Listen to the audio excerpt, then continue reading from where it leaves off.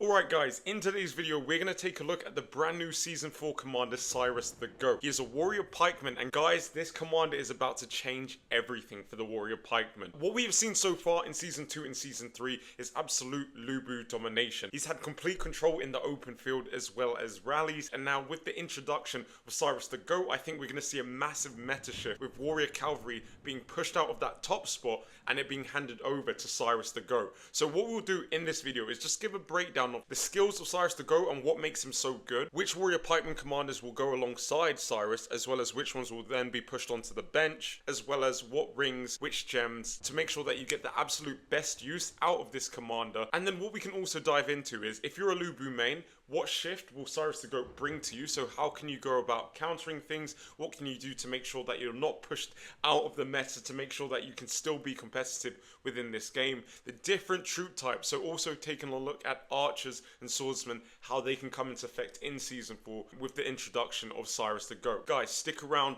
drop a like and comment and subscribe. It will definitely help out the channel. We're aiming for 1,000 subscribers. Yeah, let's get into this. Perfect. So with Cyrus the Great, we first need to dive into his skills. Now, as we are aware, with the warrior pikemen, they are very much an open field march that are going to be used in swarming situations. You want to use your warrior pikemen in a swarm where they're fighting against multiple enemies. That's where they're best at, and that's where they're going to get the most out of their passive skill, the counter attack. That is where a bulk of their damage is going to be coming from. Now, when we take a look at Cyrus's commander skill, he's going to be dealing might damage to 3 enemy troops in a fan-shaped area in front of him, which is excellent for those swarming situations. Cyrus has got a really good base rate for might. It goes up by 1.07 per level. For the sake of this video, we're going to assume that Cyrus's might is 550. If you're a whale or high spender, you'll definitely go over 550, but for the free to play and the low spenders, even mid spenders, 550 might is very attainable, and we'll use that so we can work out what the might bonus is for the skills that Cyrus has available. So he's going to be doing a damage rate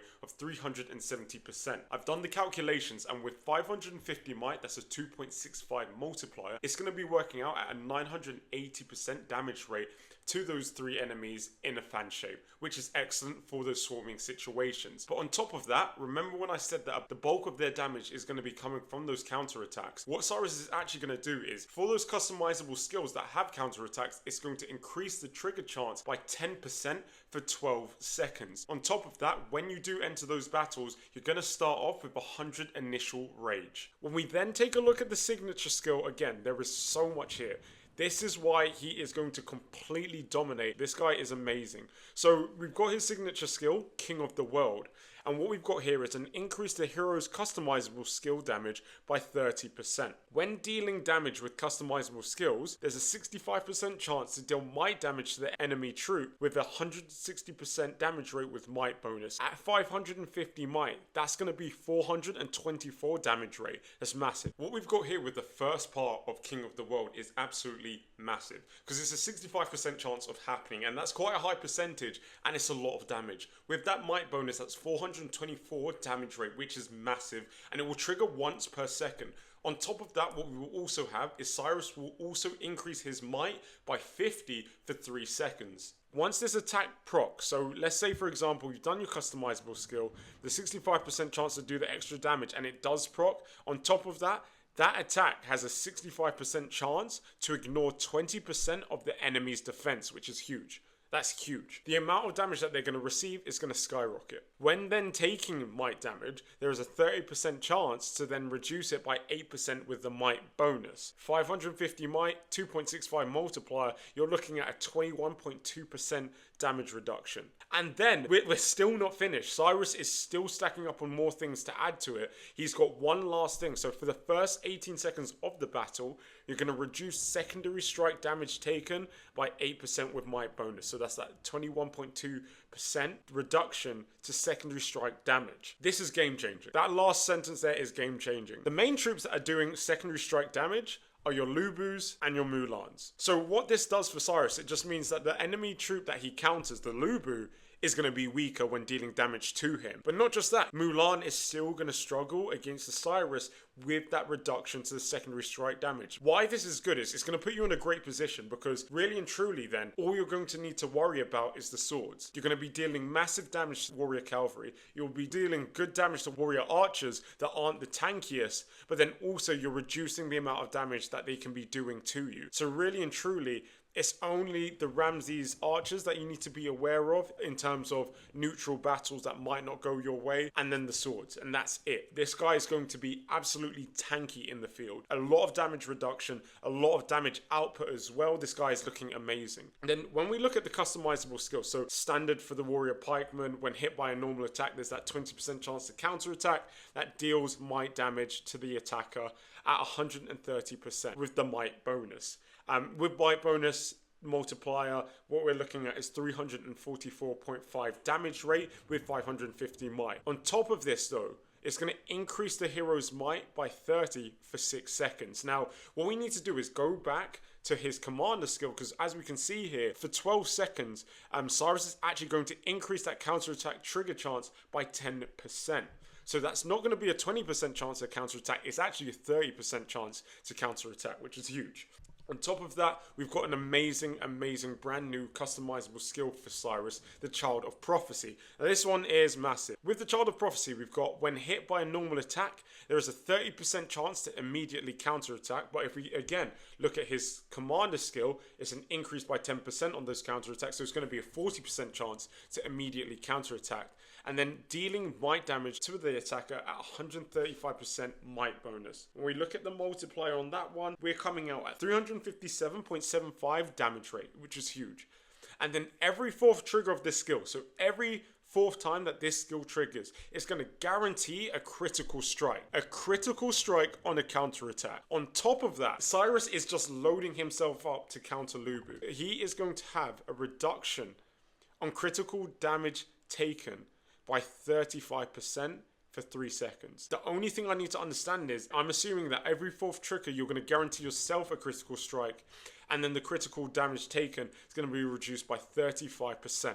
That is massive. So not only is Lu Bu's critical damage going to be nerfed against Cyrus, but on top of that, his secondary strikes. Why this is great for the warrior pikeman. Right now where we stand is, the low spending, the free to play warrior pikeman are somewhat struggling against the Lu Bu because he can deal massive damage. And what the devs have said is, what we're going to do is we're going to nerf that secondary strike damage that they're taking from the Lu Bus. And then we're also going to nerf that critical damage. So his main source of damage from the Lu Bu is also going to be reduced by 35%. And these aren't small percentages, these are huge. This is easily an S tier commander. And what I'm seeing from Cyrus is, I'm assuming that this guy's going to slot straight into that commander position. I think for sure he's going to kick Richard out of that commander spot, and he's going to be now the new face for the warrior pikeman. Now, when we look at the stars and what they actually do for him, so when we look at the first star, it just increases the damage rate of King of the World. Okay, so it's just going to increase the damage rate of this massive skill that's already dealing quite a lot of damage, but we're going to have a 10% increase on the damage there. From the third star, what it's going to do, it's going to increase the trigger chance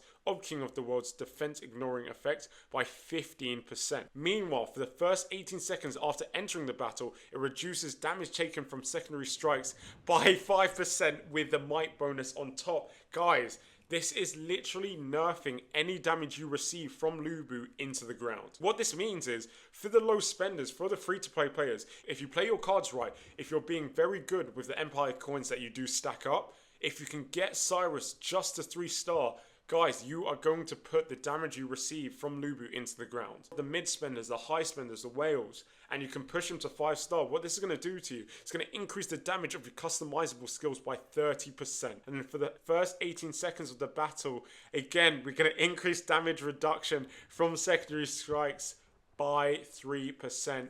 Basically, Cyrus is going to take next to no secondary strike damage. And that's not just from the Lu Bus, that's also going to be from the warrior archers. So Mulan, this isn't going to be a great matchup for her at all. As we know, archers aren't that tanky in the first place. They rely on that burst damage, and a lot of their skills are those secondary strike skills from their main damage dealers. And what Cyrus is doing is just completely nerfing the secondary strike skills from here, which is amazing. This guy is absolutely broken. He's looking very OP. And what we're kind of seeing is, Where Lu Bu by himself was a very strong commander dealing a lot of damage, we've now got another commander somewhat of his level of OP that is going to be brought into the game. So we're definitely seeing that power creep. On top of that though, rings, gems, and synergy are going to make this guy shine. I think that this is going to be the #1 commander of Season 4 without a doubt. Without a doubt, this is the #1 commander to go for in your Season 4. When we look at the commanders that he can be paired with, very easy, I see Boudica and Mansa. What Boudica's going to do, she's just there to make sure that you continue dealing quite a lot of damage, a lot of counter-attack chance with a lot of damage. Then, this Season 3, we've seen the introduction of Mansa Musa, another S-tier warrior pikeman. Now, what he's here to do is keep that tankiness up. What he's going to do is, after your troop takes 12 normal attacks, counts up to 2 normal attacks per second, it deals might damage to the enemy troop at a damage rate of 450% might bonus. On top of that, you're going to recover your unit. You're going to recover your troops' units with a recovery rate of 90% with might bonus, and reduce your troops' damage taken by 18% with might bonus. Guys, this guy is going to be healing you. He's going to be reducing the damage you're taking. You've got Boudica dealing a lot of damage, dishing out a lot of damage as well. This is an amazing lineup. So for guys in your Season 3, get your Boudica ready. If you didn't get Boudica in your Season 2, make sure you get her to at least 3-star. Your Mansa you can take to 3-star as well. And then you've got your Cyrus to just complete the cake. What's really important to take into consideration are the rings that you're going to be wanting to use for this lineup. Some of the rings available to them in the game are broken. Some of them are amazing. And one in particular, this gold ring, the Messenger of Destruction, is S tier for them. So what this is going to do is going to reduce the damage of all your heroes' normal attacks by 20%. This cannot be purified, but increases damage of their passive skills by 29.44%. So let's just round up, let's just say 30%. This is huge. The reason why this is amazing is the vast majority of all the damage, so that the counter attacks and the customizable skills are all passive skills. So this is going to give them an increase to damage by about 30%, and that's at level 20. The higher you can get this ring, so for the high spenders, it will start to really skyrocket the higher you get it. So at level 30, we see it jump to 41, level 40 at 56%. I don't think we'll see anybody at level 50, but if you can, it'll be 75% damage increase to those passive skills. Again, you'll see on the screen that the vast majority of the skills in this warrior cavalry lineup are passive. So this is a huge boost to all the damage of your troops. Next, we have the Ring of Boar, another great ring for this lineup. So what this is going to do is going to increase the damage, again, of those passive skills by 20% at level 20 when your units fall below 60%. When we get to level 30, we can see that this is an increase up to 30%, level 40 at 42% damage increase to those passive skills. Now, the last ring, it depends. I would definitely recommend the Messenger of Destruction and the Ring of Boar, just given the amount of passive skills that you're going to be having in this lineup and the amount of damage that does come from the passive skills. So those two rings are definitely go-tos. The third ring can be a floater, so there's very many different options that you can choose here. A cheap alternative is the Ring of Clover.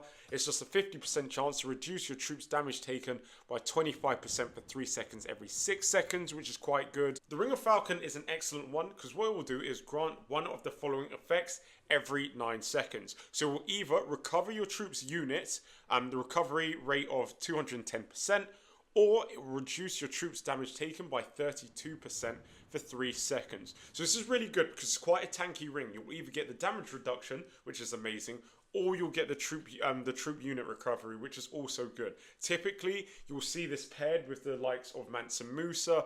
Given that he's a commander that does have healing, you'll typically see healing gems being used on him, which will then help boost the recovery effect of this ring. So this is a really great ring that you could choose. I know this one here is at level 40, but when we look at the level 20 effects, it's 103% for the troop recovery, 15% for the damage reduction.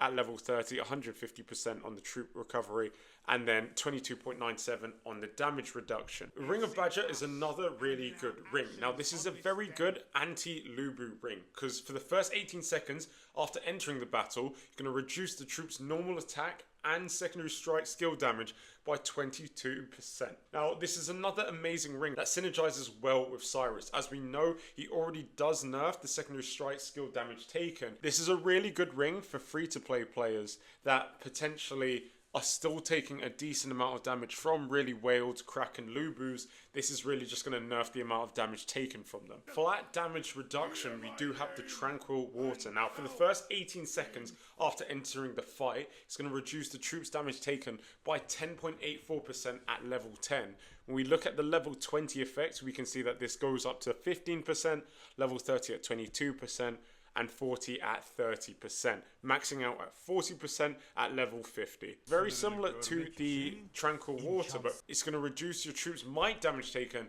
by 4.06% with an armor bonus. Why this might be more favored over the Tranquil Water is with the Warrior Pikemen, this is going to be in the open field for quite some time. After those first 18 seconds, it's actually going to increase your troops' damage by 4.06 with a strategy bonus. Now, when you get to level 20, the damage reduction in the first 18 seconds will be 5.89 with armor bonus. Then after those 18 seconds, it's going to increase the damage by 5.89. This will then change to 8.32. And then 11.36, and finally capping out at 15% at level 50.